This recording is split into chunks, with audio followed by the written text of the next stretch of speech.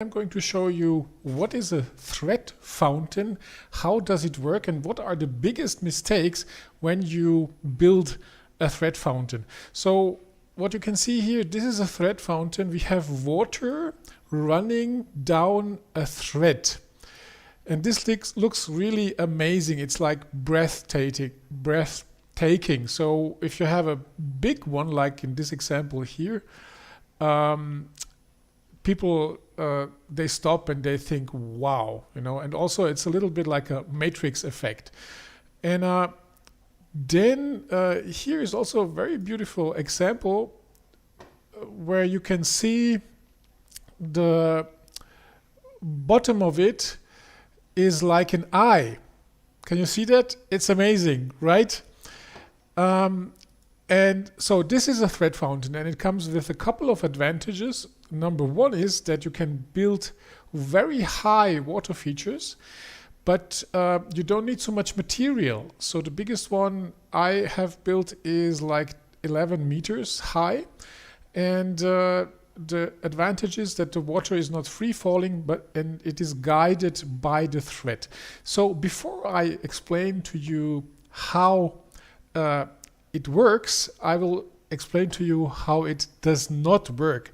So I've made a small sketch so that you can see it here, because I was on an exhibition about aquaristics, and there was a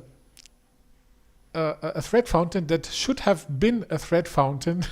And the guy, what he did is he took a square tube, he made some holes in it, and then he has put there a round thread.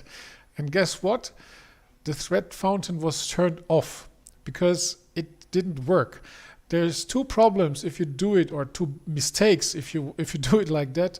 I'm sorry if I have to laugh about here. So number one is if you have the water just coming out of this hole, it won't stick on the thread.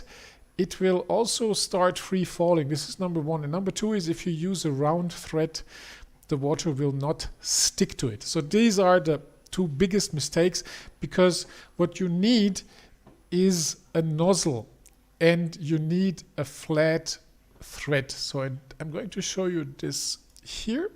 So number one is you need such nozzles, and you need a flat thread like you can see it here. And these nozzles, they will make sure that the water will be directed on the thread, and the water will stay on the thread, and you will not have free falling water. So this is number one. You need these special thread fountain nozzles.